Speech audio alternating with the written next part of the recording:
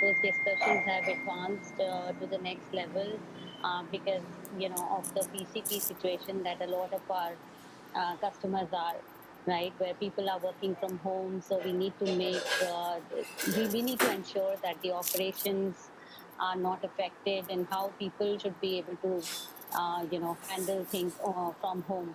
So there will be a part of my presentation which is focused on those areas as well.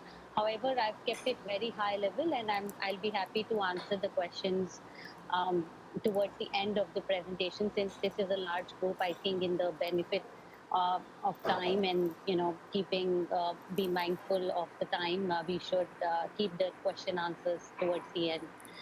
Meanwhile, if you think there's something you need to point out, feel free to just put your question on the chat window and we will address it as soon as we can. Okay, so yeah, what I'm going to really start with is setting the context here, that what are really the guiding principles behind everything that we do at AWS.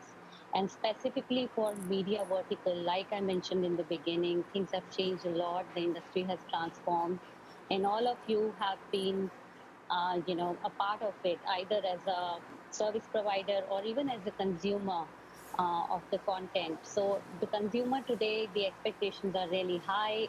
These are the reasons why customers are constantly looking towards media companies to raise the bar as far as the experience on their platform is concerned, right? So they expect the content to be available anywhere and anytime on any device of their choice, and all the personal as well as social integrations, they are really becoming key to the whole experience on the platform.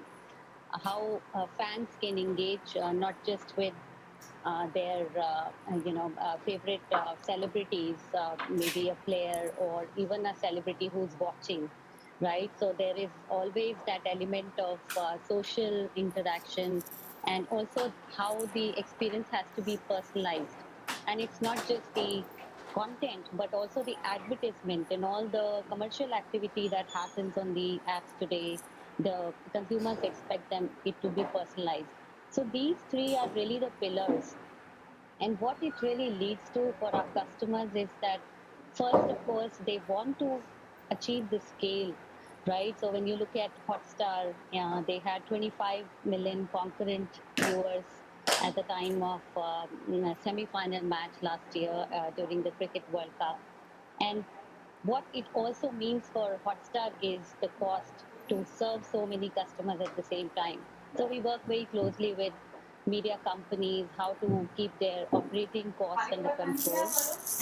Second, we help them in achieving, in minimizing the time it takes to reach new markets, and also the turnaround time for the content, right? So an aggregator like Tata Sky, for example, may be taking in content from multiple sources, but before it becomes available on their platform, the content has to go through multiple processes, right? So how do you decrease that time? How do you minimize that time? And also talking about new markets. So Hotstar, if they want to launch in a new market like UK or Australia, how quickly they can stand up their infrastructure, how quickly they can personalize the experience for customers in the new market. All these things really matter to the customers. And finally, when the content is available and is being watched, there is so much of actionable insights that the media companies can get access to, and how all that data can be really brought back into the system and then be able to generate more personalized experience. So these are really the underlying principles, how we think about the services that we build and the solutions that we build for the industry. Um, Talking of media business, it is definitely a very, very complex business. So I have been personally involved in a lot of conversations where, we talk about running an end-to-end media supply chain on the cloud, right? But before you even do that, so before you even do that, there are multiple uh, aspects of it. So if you can see my mouse here, like starting with the acquisition of the content and how it travels into the asset management systems, the processes that are involved in post production, be it subtitling or doing basic checks on the content, checking for lip sync issues on the video, or even things related to regulations. So we work with a customer in Malaysia who has to, their name is Astro. So Astro has, I believe, about 250 channels on their platform, and they are coming from different parts of the world. And Malaysia has very strict regulations on the content. So, what kind of content they can show to customers in Malaysia. So there's a lot of compliance related editing that needs to be done, be it related to the language, the use of foul language or nudity or smoking scenes, anything, right? So a lot of post production activity happens on the content, right? So and then finally, of course, all these different elements that are involved, there are multiple vendors, the legacy vendors in the system today. So when we go and start doing discovery conversations with our media companies, we realize that there are sometimes, up to 10 different vendors in the system, and some of them are cloud ready, some of them are not. So then we need to have a more holistic approach so that their processes are not disrupted, the business carries on, and how we really want to help them and optimize all of this. So why I brought this diagram up, you might be thinking, is that I wanted to set the context that media is a very complex business, and we have to be very, very mindful of the fact that the channels or the OTT platform, which whatever is already live, already in production, we have to be very mindful that nothing gets disrupted when we talk about transformation, when we talk about moving some of these workloads to the cloud. So just to make everyone aware of that, I use this slide, and then finally I want to talk about when we talk to our customers about workloads. These are mainly divided into four different areas. So starting with content creation and post production, like I mentioned, it could be, the content could be either produced by a media company or acquired by a third party, and then it goes through post production, and finally the digital asset management and the supply chain, which includes all the meta tagging aspects and subtitling aspects and archival workloads, and then finally distribution to different platforms. And machine learning and analytics is I would say, a workload which, a process that can be applied to each and every process, each and every part of this media workflow, right? So I will be talking briefly about the machine learning use cases and some examples of how customers are using that. These are some of the logos, very few of the hundreds of media companies who are already using AWS today for distribution. Of course, these familiar names in India.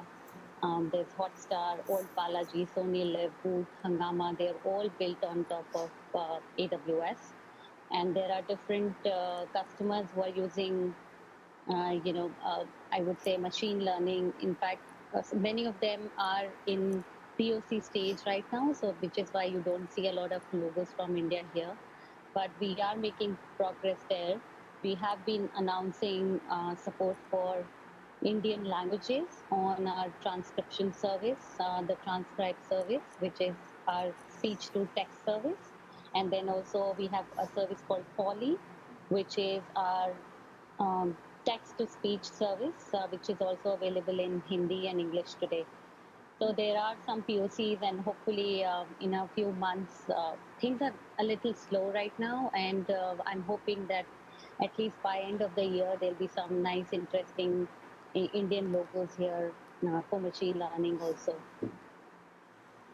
So going on. or to some of the use cases. These are just to inspire you all that the scale of implementation that some of the customers have today on AWS. Netflix is a household name, right? I mean, we are very very lucky to have Netflix as a customer because I think they were the first one to hit the scale that they operate on, and that really helped AWS also to develop its services.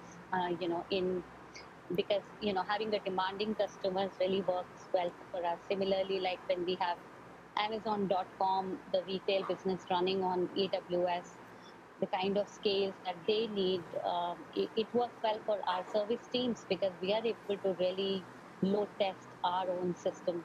So Netflix has at any point of time, these numbers are from last year, anywhere between 30 to 50,000 compute instances. EC2 stands for Elastic Compute, which is our compute service of AWS. They have anywhere between 30 to 50,000 EC2 instances running at any point. And I think in the last few weeks, because of this COVID-19 situation, I'm sure they must have rolled out many more thousands of servers to meet the demand. But this is an interesting, quote from their chief product officer that they want to focus only on their core differentiated workloads like developing their personalization engine and creating the whole user experience. They want to let AWS handle all the infrastructure work, right? So this is one great example, and also note the number of output renditions that they have, 60, which means that they will be able to support hundreds of devices at a for their streaming, because they generate around 60 different formats of every single video that they have in their library. Discovery is another example of a broadcaster who really took that leap of faith with us, and they shut down two large playout operations, one in Europe and one in America. And today they have about 300 channels which are distributed globally, right? So these channels are, the entire media supply chain runs on AWS platform.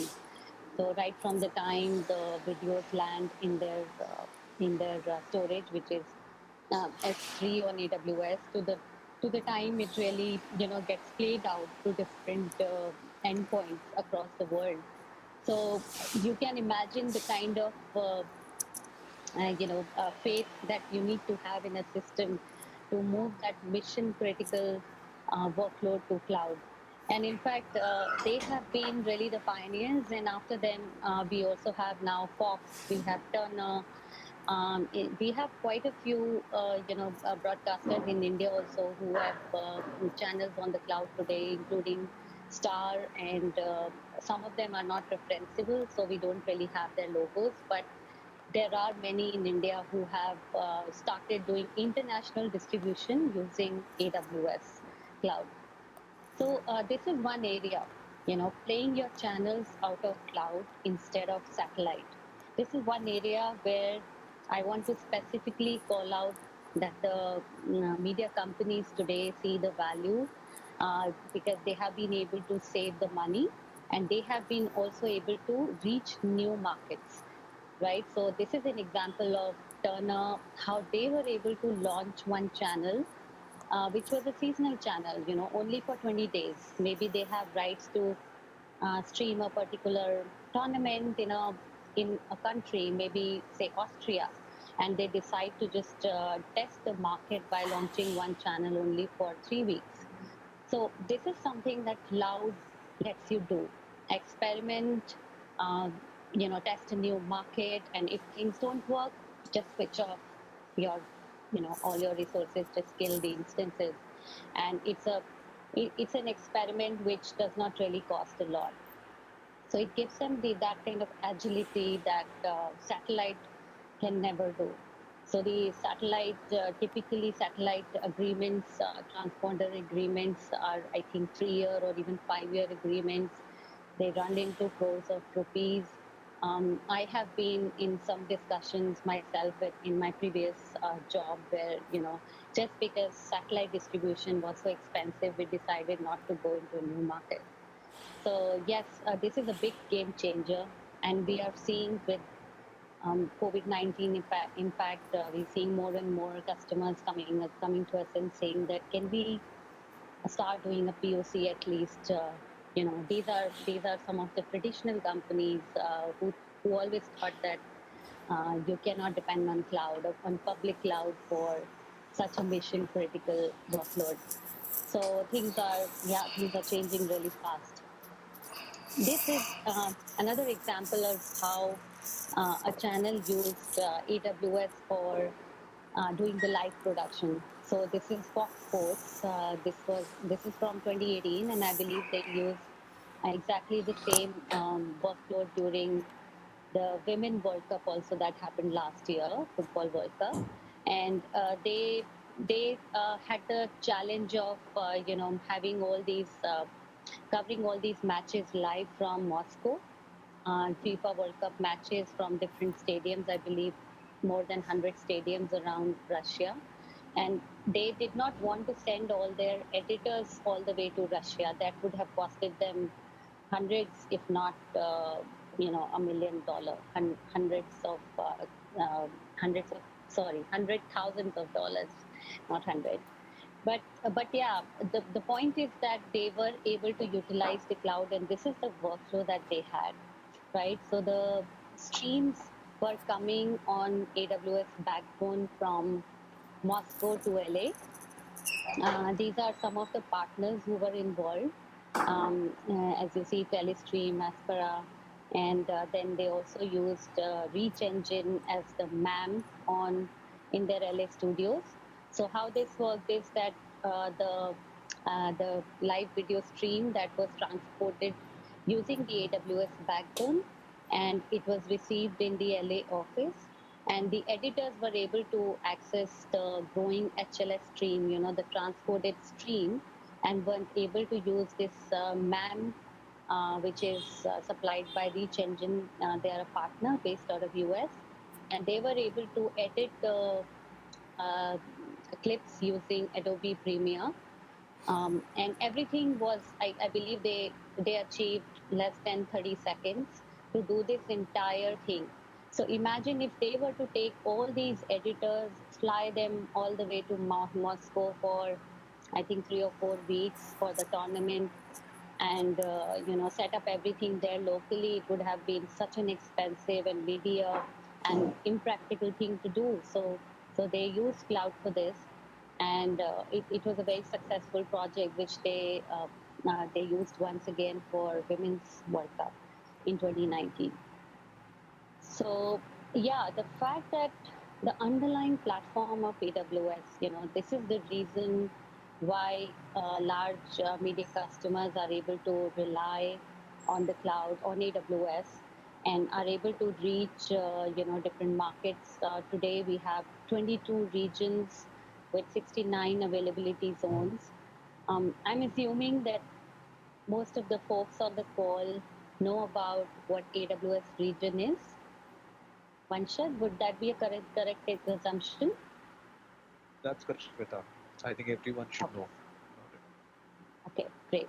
So we have 22 regions across the world today, and each region has up to 3 availability zones, and each availability zone has hundreds or maybe thousands of data centers, right? So what this really means is that this is how we are able to achieve 11 nines of durability and reliability, the storage services that we have, the network services we have. This is what makes it possible. And also for media companies, like I mentioned, it's so important to be able to go global, right? So this is the network that makes it happen. And talking of Asia, we have Mumbai region, we have Singapore as a region. There's one coming up in 2021 in Indonesia, in Jakarta. We have, of course, one region already in Japan, and there's a second one coming in Osaka, in Japan. There's one region in Sydney, and yeah, that's pretty much it. And then, of course, we have Hong Kong and China as well.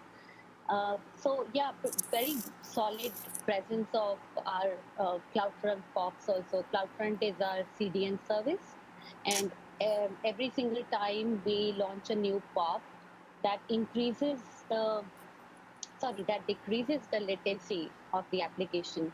So for example, like if I'm sitting in Hyderabad right now and there is a close by, POP, here, CloudFront POP in Hyderabad, then whatever video I'm watching gets served from there. So this really helps as we expand our POP network. POP is point of presence. As we expand the network, the latency of the video streaming decreases. This is a quick snapshot of the services which are very relevant for media. So I have a few slides towards the end where I will be talking about Elemental Services. So Elemental is a company that AWS acquired, I think 3 years ago, 3 or 3.5 years ago, and they were at that time only an appliance business. Many of you must have heard about their encoders, right? So to be able to go live for live from say an event, you can install an encoder, take the stream out into the cloud, and start an RTMP feed and so on and so forth. So I'm not an engineer, so I may not be able to answer a lot of questions around them. But what I will be taking you through is each and every service, what it does, because now it's no more an only appliance business for us. We continue to do appliances. We do have appliance offerings, but now we have 6 services, and each service has a certain purpose that I will be talking about. And other than that, we also have another company that AWS bought. It's called ThingBox. So ThingBox is a company which has a product called Deadline. They have a couple of other products, but this is more relevant for media companies. So what Deadline does is expand your video rendering farms. So if I have to do a lot of visual effects, if I've got a contract, I say I'm a production company and I've got a contract to do the production and build, say, an animation scene lasting for, say, 30 minutes, right? So for those 30 minutes, I have to render perhaps tens of thousands of frames, right? And if I build all that capacity in house, if I invest into hardware, that hardware lies unused when I don't have projects. So what Deadline does is, suppose you have capacity which is say 5 servers or 10 servers, but you need 100. So then Deadline is a software application supplied by AWS ThinkBox, where you can say that, okay, I want 100 more servers for next say 1 week for doing my rendering jobs, and you will be able to use it seamlessly as if everything is on premises. And so you end up saving money on the license also, because if you're using say 3ds Max to do a lot of your visual effects, you don't need to buy the licenses which are 1 year or 5 year licenses. So just use it for 1 week and then give it up. So that's another thing where we are seeing a lot of traction. We recently did some tests with a large media broadcaster. Hopefully, they will become referenceable soon. But what they were experiencing is also these bursty workloads where there's a lot of rendering to be done for a few weeks, and after that, it's a lull, right? There's not a big uh, load of work. So they started using AWS ThinkBox, and they are seeing a lot of savings and also speed, because then you can even work with freelancers. You can say that instead of using 5 editors, I'm going to use 10 editors, and they can work from home because it's all on the cloud. So this just changes the ability and the scalability of production companies. So I would say this is one area. After this presentation, I will be sharing a lot of information in the mail as well as some links that you all can visit and have a look. So this is one area where I will definitely say that this is worth checking. The other area which is really picking up is the machine learning. So Translate is our translation service.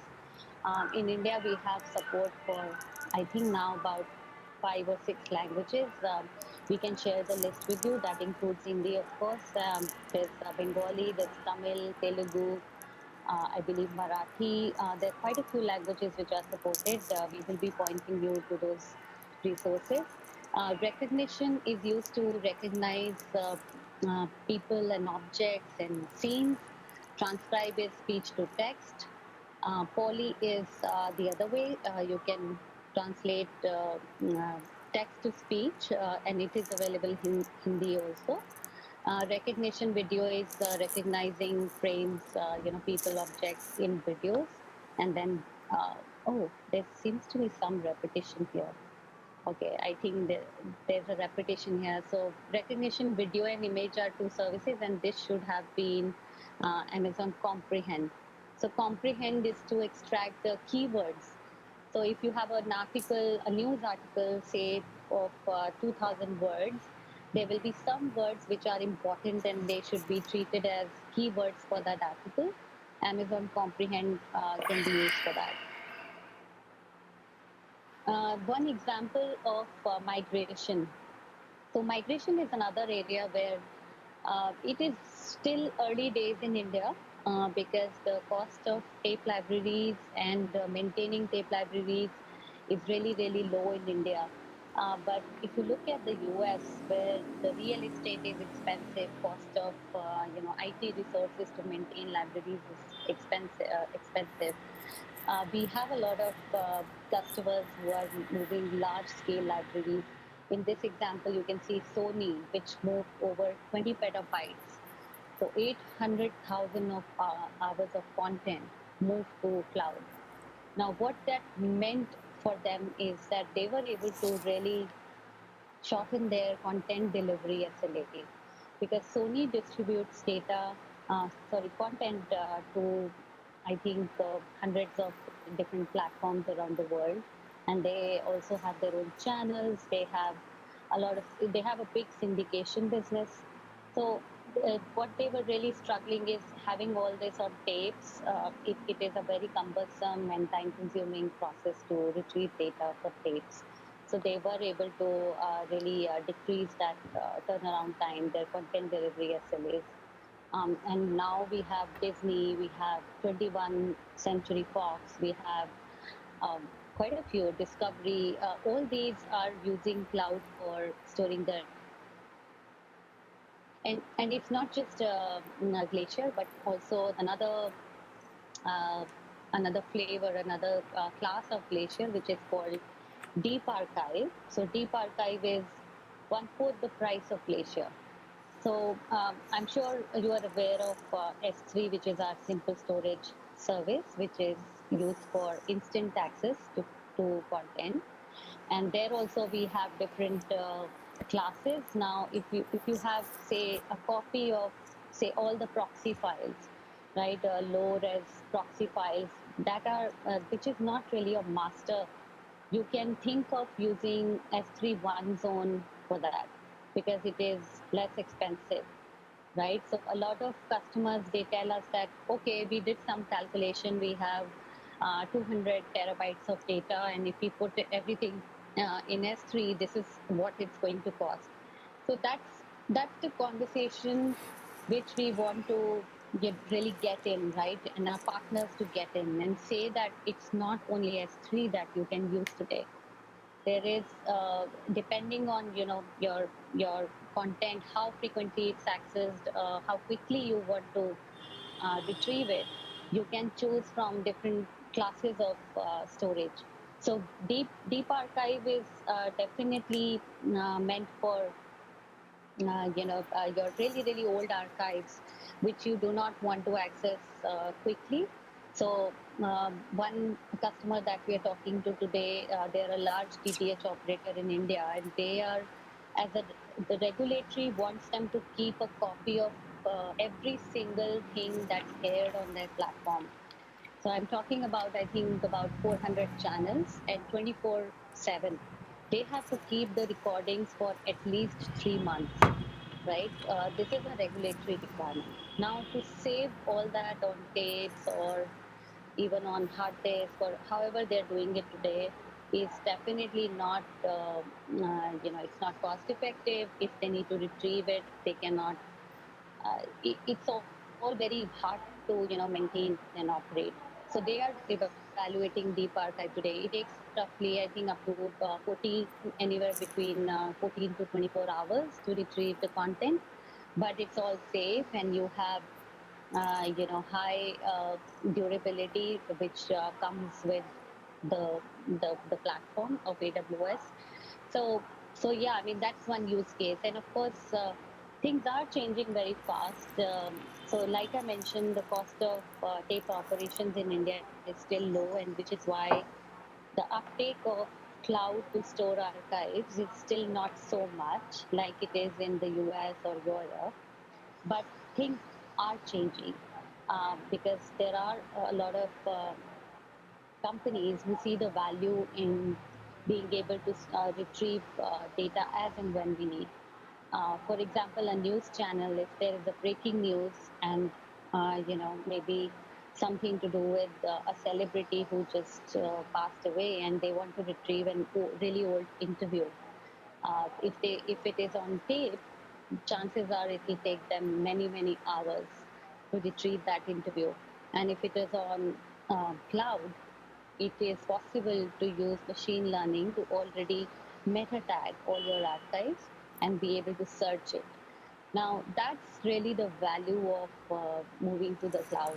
And this is what the media companies are opening to, discussing. So that's one thing I wanted to share with you. So migrating archives to cloud, that's where definitely we rely a lot on our partners. There are multiple steps involved when we talk about moving hundreds, in some cases thousands of tapes involved. All that data to be moved to the cloud. So definitely a big partner play there. Uh, Another thing that I wanted to share with you all is how we have started building some starter kits. Now, and the way to think about it is like if you are uh, going to start a conversation with, for example, migration of tapes, right? So we have a solution where it is very simple to deploy this. It is a one-click deployment solution. You can deploy this and then show the value of putting your media on the cloud. So how this works is you select certain files, you upload it to the cloud, and you click a button to run the media analysis, which in turn calls AWS Rekognition, transcribe, comprehend all these services and generates metadata. Uh, if time allows, I can show you a quick demo. I will try to pull that out. How it so all these solutions are really built by keeping all the common use cases in mind. That how you can generate metadata for your videos, how you can generate subtitles. So there's one demo which is for live subtitling and translation. I have a video to show you that as well, which I will be just showing in a bit. This is the media life cycle that I was talking about, that when customers say that, oh, we've done the calculation, it doesn't make economic sense to put our data on the cloud because it's very expensive. This is the conversation we need to have with them, that uh, you do not have to use Amazon S3 for storing all your content. There are different, all the content goes, has a life cycle. So for your frequently accessed data, of course, you need to be on S3. Then there's infrequent access layer of S3, flavor of S3. Then you have Glacier, and then finally Deep Glacier. Once the data is on the cloud, the content is on the cloud, There are multiple things you can do with it, and like I mentioned, recognition, comprehend, transcribe. I briefly talk about these services. The use cases that they drive are, these are once again a very, very high level list. I can list maybe tens of use cases, and you can find a lot of them on our website also, in our media blogs also. Content moderation, ad insertion, cataloging media, metadata generation, subtitles, and then finally translating the content. So the three key pillars is automation, monetization, and finally cost reduction. So these three are really the drivers, I would say, behind all these use cases. That how do you monetize better using machine learning? How do you enhance the experience for your fans and for your viewers using machine learning? And how do you automate some of the repetitive tasks like metadata, subtitling, and so on and so forth? This is one example of how Sky News in UK, they used recognition. So this is during the wedding of Prince Harry in 2018. As the guests were walking in, their names were appearing in real time. So all these people, by the way, Idris Elba got COVID virus, I read. He and his wife both. So really sad. Anyway, so yeah, what they did is they worked with these partners called Meta and UI Centric, and they were able to create a list of all the celebrities who were invited to the wedding. So they used multiple images of those celebrities to to put in a database and say, okay, these are the people, created the indexing, and then during the live event, when the wedding was getting streamed, as people walked in, their names appeared, their brief bio appeared. So this was really a first of its kind of experience, and in fact, they won an innovation award also for this project. This is another example from sports, how uh, you can use the image of players. So this is a, some unknown team, some local team, I believe in Spain. And their faces were used, the images were used to train the model. And then in real time, you can track the movement of every player, right? So this is another example how you can use machine learning for sports. This is very, very relevant for Asia. Now, a lot of content that's shown in India, Malaysia, Indonesia, all of Asia is coming from the US and Europe. So the guidelines are not that strict, right? Here the guidelines are much more stricter, especially like for national channels. So to be able to use machine learning and AI to detect some of the things, if there's violence in the scene, there's alcohol or nudity or certain religious symbols, anything, right? So you can use the out of the box capabilities and also have your own models using SageMaker, and you will be able to detect a lot of these things in your videos, right? So this example I can share with you is of I think I mentioned it before, Astro in Malaysia, who has to regulate more than 200 channels before they show it on the platform. So they are testing this right now, how they can use machine learning to detect, what are different components in the video that could be objectionable and be able to blur it. Another use of machine learning, Formula One. Last year, they announced a big partnership with AWS. So this was used not just on their OTT platform, but also on television, right? So what they did is they have 120 sensors installed on every single car there, and what they are able to do is process all that data, roughly 3 GB data coming in per second. from every single car and be able to process that data and be able to draw some inferences using models which were developed on SageMaker and be able to generate really interesting graphic. Like one graphic they're able to do is when these cars are taking pit stops to change tires, how quickly they are able to do, what's their strategy, and how that affects their chances of overtaking the driver in front of them. So this is one example of being able to use machine learning to enhance the fan engagement.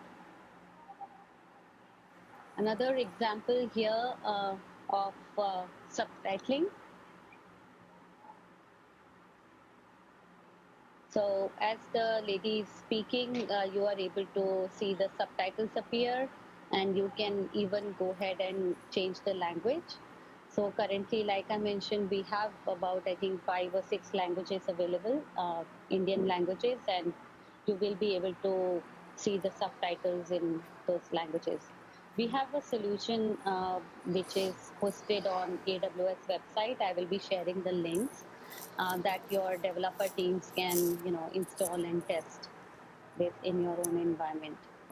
I will be very transparent here that the accuracy for a lot of languages is still not desirable, is still not something that you can put in production. However, we have uh, got feedback from some media companies that it has been able to save a lot of time for translators. If you are able to get even say 80-85% accuracy, it takes away quite a bit of effort of the translators. So with that, I think I'm going to take a pause here before going a little deeper into our elemental media services and see if there are any questions either related to machine learning or any other you know question that you have. Hi Shweta, Amit here.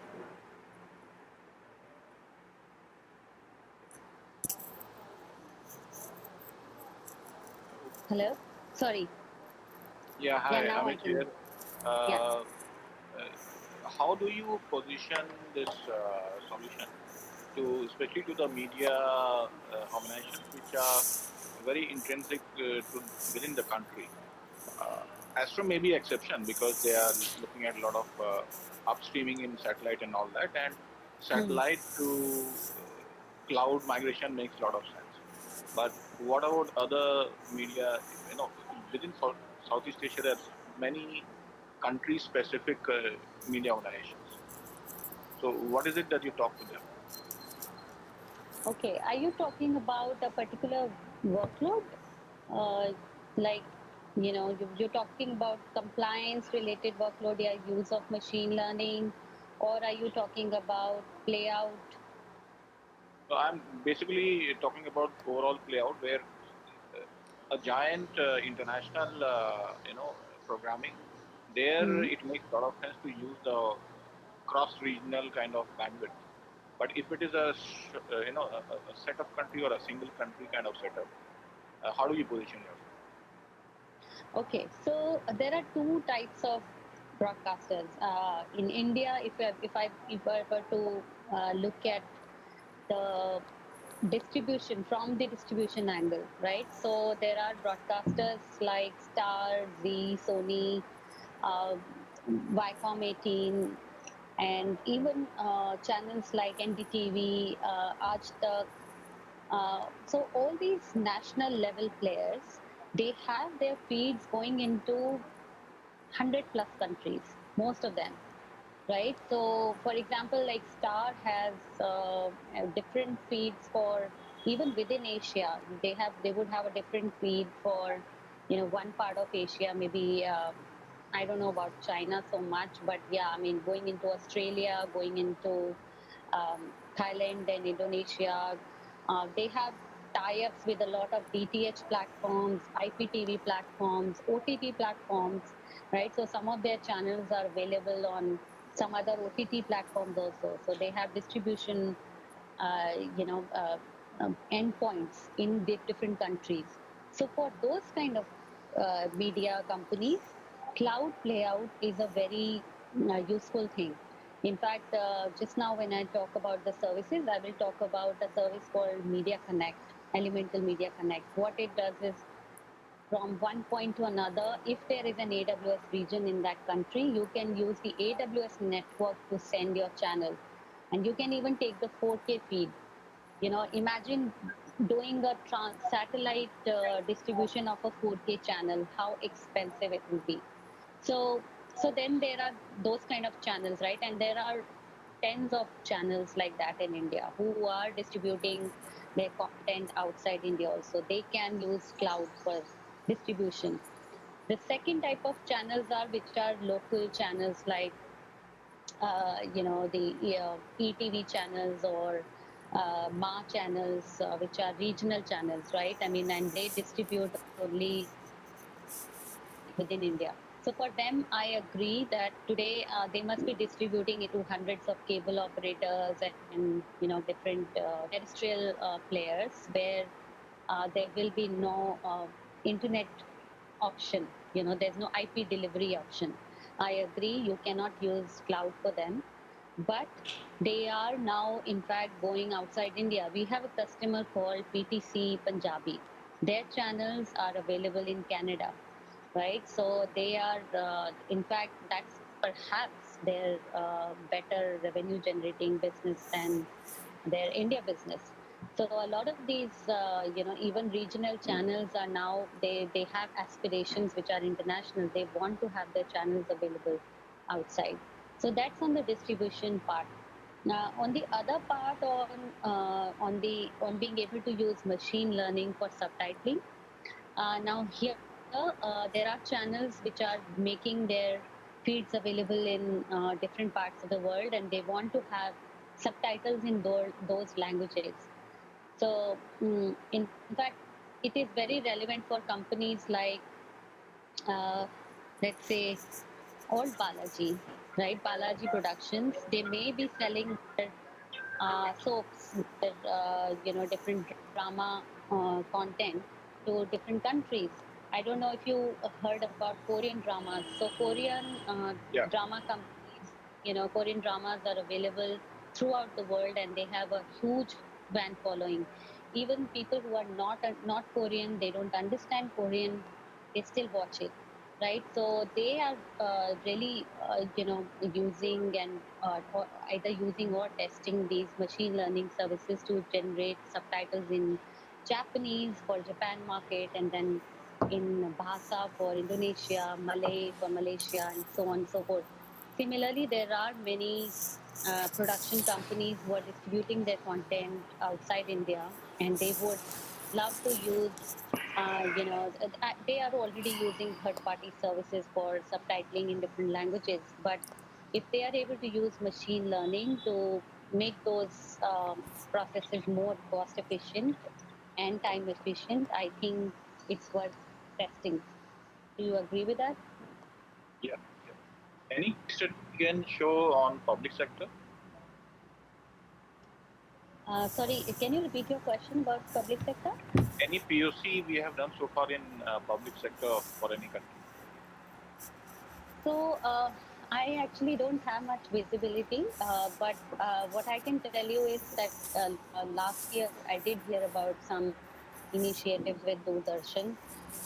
Where exactly those are, we can find out. So you can reach out to us, and we can connect you to public sector teams, and they can give you more information. Okay. Okay. Any other question before we move on to Elemental?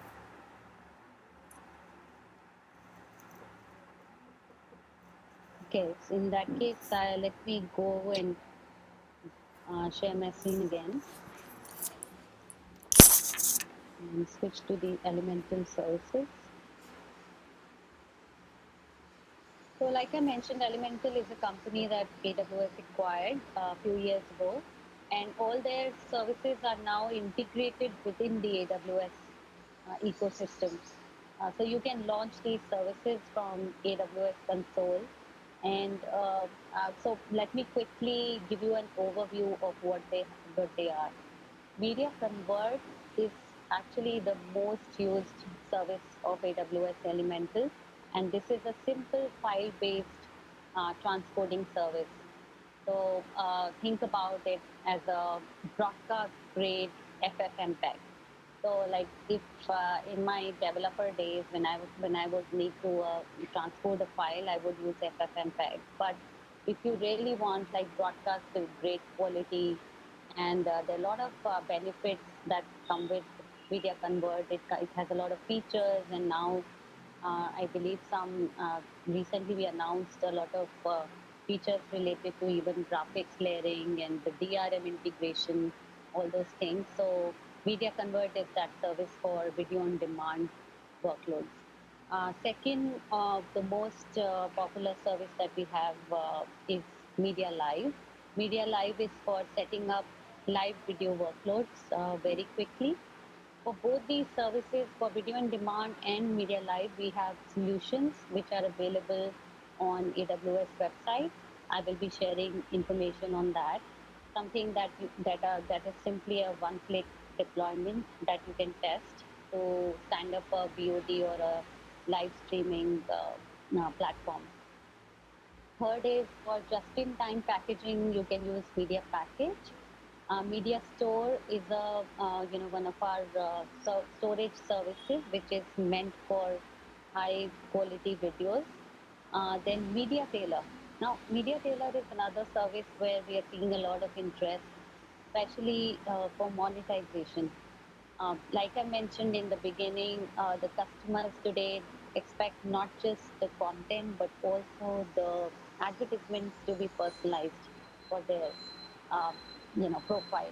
So you can do that using the Media Tailor service, which is our server-side ad insertion service. Then finally we have Media Connect. This is our latest service in the Elemental bouquet of services. Now, this is used for transporting live video over cloud.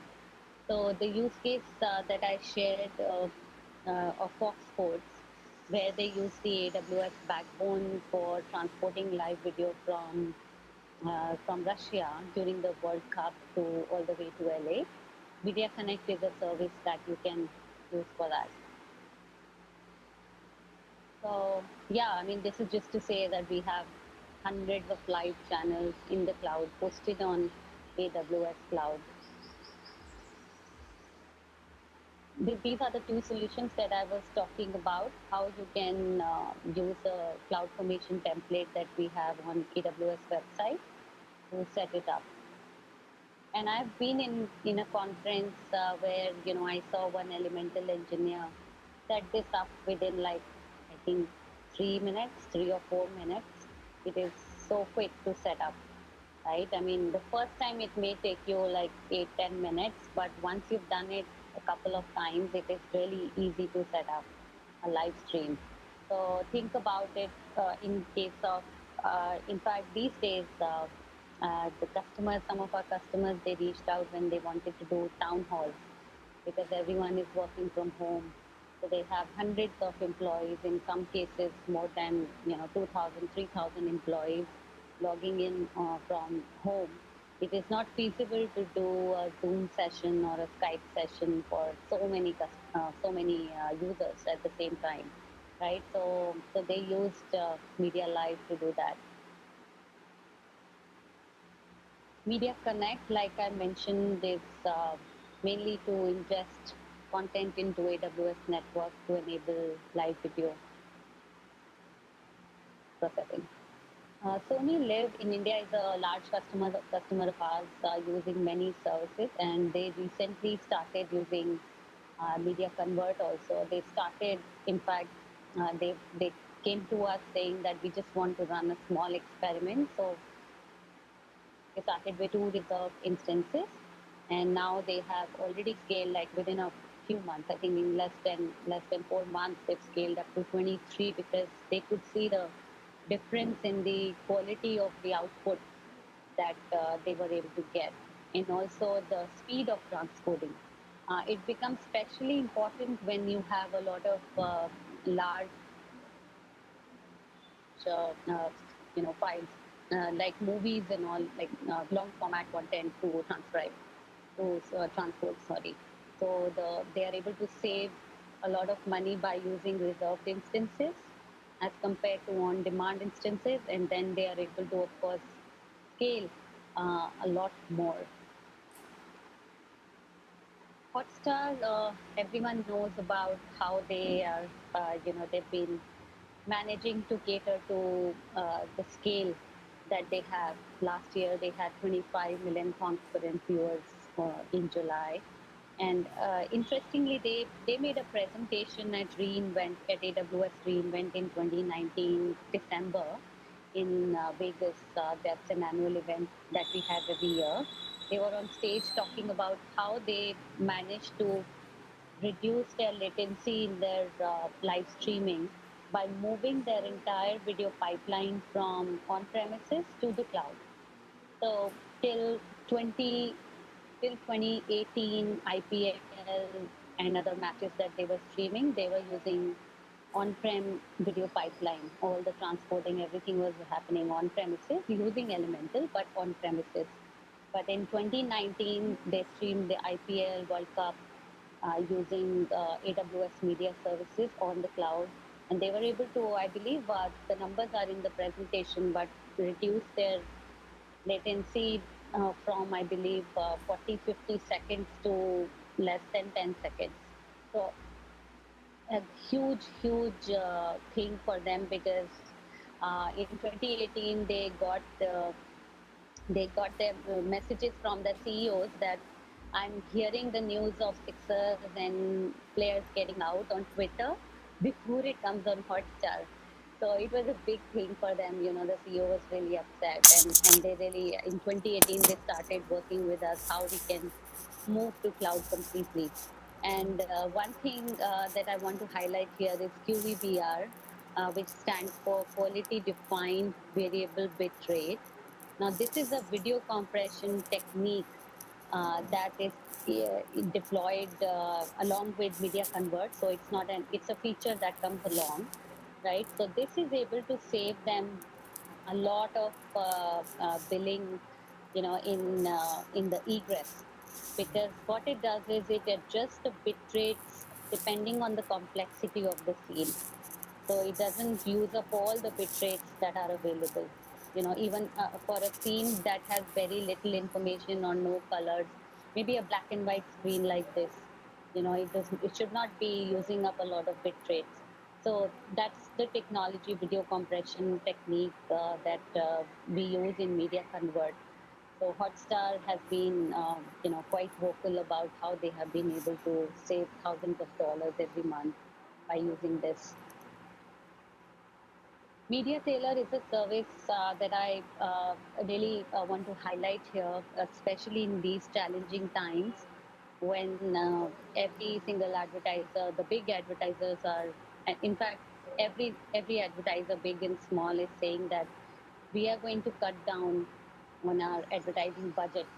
Now, in this new scenario, it's very hard to monetize your content when you don't have a lot of ads, right? So it makes sense to offer uh, targeted advertising to your customers.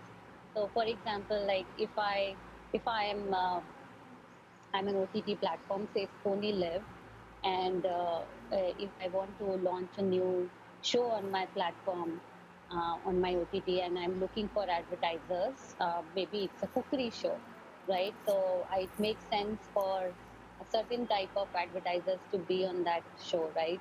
When that show is streaming. So depending on the content that's getting streamed, and also depending on who is watching the content, you can pick an ad that is more relevant. So, which is what this Media Tailor service does. It stitches the ad as part of your original content. So the experience is also same. So it's not like I'm watching something in high definition and it's really good quality, and all of a sudden I see an ad which is, really jittery, or it's grainy, the video quality is not good, and my immediate reflex is to really switch it off. I mean, I switch to other screen, right, or skip the ad. So if there is a uniform experience of advertisements getting inserted as part of your programming, like it happens in television, like all our television programs and advertisements are of the same quality, the same broadcast grade experience you can give to your viewers on OTT platform also using this service. So this is one area where I would definitely encourage you to have a look, have a discussion with our teams, and how you want to, maybe do a POC and build a solution around it. I mean, that's also possible to pick this service up and build some offering around this. So yeah, so this is an example of how Amazon Prime Video used Media Tailor to serve personalized ads to millions of Prime subscribers.